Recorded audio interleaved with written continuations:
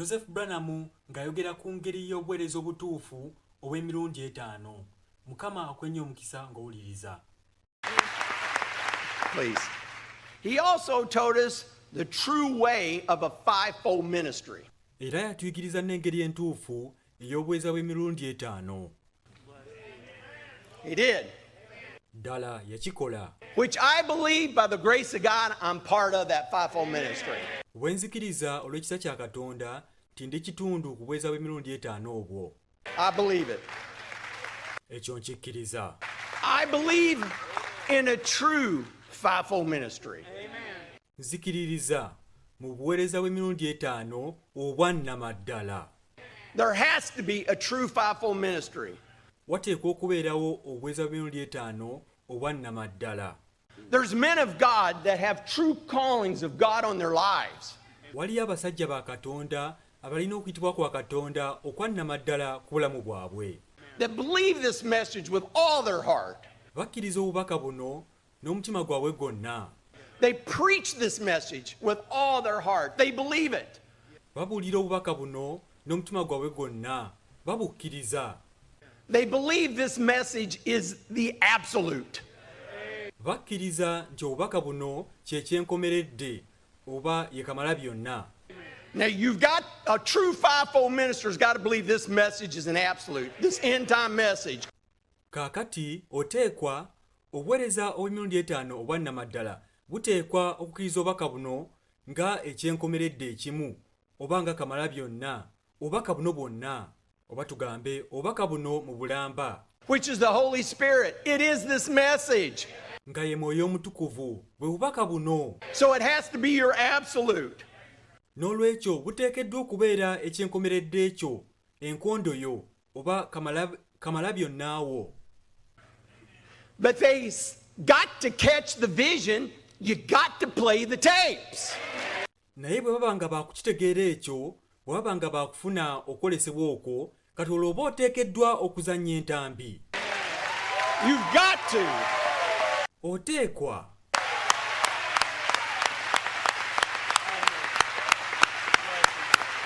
Amen. Amiina.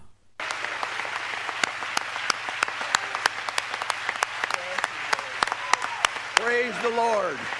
Mukama atenderezebwe. They're the token. Zoke kabonero.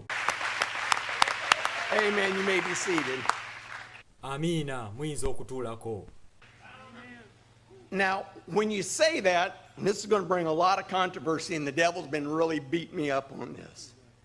Kati bw'oyogera ekyo, kakati kino kigenda kuleeta okuba empawa kungi nnyo oba empaka okuwakana kungi nnyo era Setaani abadde kino akinkubisa nnyo. You know, when they say you got to believe the fivefold ministry, they throw it in a big bucket. Omanyi bwe bagamba nti nno oteekeddwa okukkiriza obuweereza obw'emirundi 5 bakikasuka mu baketi ennene. You got to believe the fivefold ministry. I do. Oteekeddwa okukkiriza obuweereza obw'emirundi 5. Nkikola. But there's true and there's false of everything. Naye buli kimu kirina ekyannamaddala n'ekyobulimba. There is a true fivefold and there's a false fivefold. Waliyo obw'emirundi 5 obwannamaddala n'obw'emirundi 5 obw'obulimba. If I believe, you got to believe in the fivefold ministry. Some preachers believe that we're in the millennium and they preach it. We're in the millennium right now. Wembanga nzikiriza nti oteekeddwa okukkiriza mu buweereza bw'emirundi 5, ababuulizi abamu bakkiriza nti tuli mu bufuzi bwa myaka 10 kaakano era bakibuulira bulungi nti tuli mu bufuzi bwa myaka 10 kaakano. We're living in the millennium. Jesus already come when it was when the seal's broken and it is all this and we've got some doctrines. Tuli mu bufuzi bwa myaka 10. Yesu yamala dda okujja wekyali obubonero omusanvu bwe bwabembulwa era abo ne beekolerawo enjigiriza zaabwe. There's some that believe I can be married and divorced and still preach the message of the hour. Eriyo abamu abakkiriza ne bafumbirwa ate ne bagoba era ne bagenda maaso nga babuulira obubaka bw'ekiseera. I can have another wife. Well, the Lord forgive me. She really didn't believe it. They believe, they preach it. Nsobola okuba n'omukyala omulala. Mukama nsaasire, omukyala tayinza kukikkiriza ekyo. Bakkiriza, bakibuulira. And say they preach this message. Era ne bagamba nti babuulira bubaka buno. There's some that preach the doctrine of Perusia. waliyo abamu ababuulira enjigiriza ya Perugia. You've heard Perusia. It's lots of ministries preach that. Muwulidde ku Perugia. Nkuyanja za buweereza zibuulira ekyo. There's some that preach the seven thunders, the doctrine of the seven thunders. Eriyo abamu ababuulira ebibwatuka omusanvu, enjigiriza y'ebibwatuka omusanvu. They take out from what Brother Branham said, and it's become a doctrine amongst the church. Bajjamu okuva mu ebyo Luganda Branham bye yabuulira era naye efuuse njigiriza mu kanisa. And there's many preachers of the fivefold ministry, preachers, teachers, apostles, prophets, that preach that doctrine. Era waliyo nkuyanja y'ababuulizi ababuulira enjigiriza eyo. Ababuulizi, abasomesa, abatume ne bannabbi nga babuulira enjigiriza eyo. Our brothers from Africa and here, it's a big deal in Africa.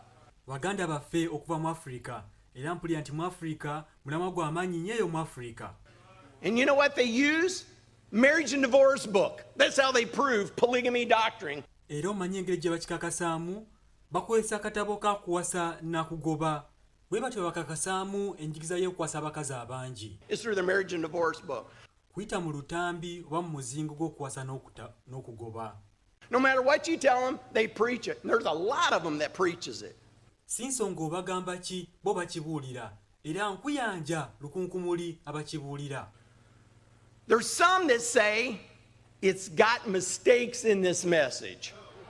Now, there's a lot of them that says that. Eriyo abamu abagamba nti mulimu ensobi mu bubaka buno. Abo bangi nnyo abakyogera ekyo. There's a lot that says that. Bangi abakyogera ekyo. Says, oh, that 22 bullet couldn't do that. It can't go that fast. It would melt, it disintegrate. It can't happen. Bagamba ente ennume eyo eya 22 yatesobola kukikola ekyo, yatesobola kudduka nnyo bw'etyo, yandisaanuuse oba n'ebulunguka, tekiyinza kubeerawo. Eagles came from the highest flying bird. He's not the highest flying bird, that there's other birds that do that.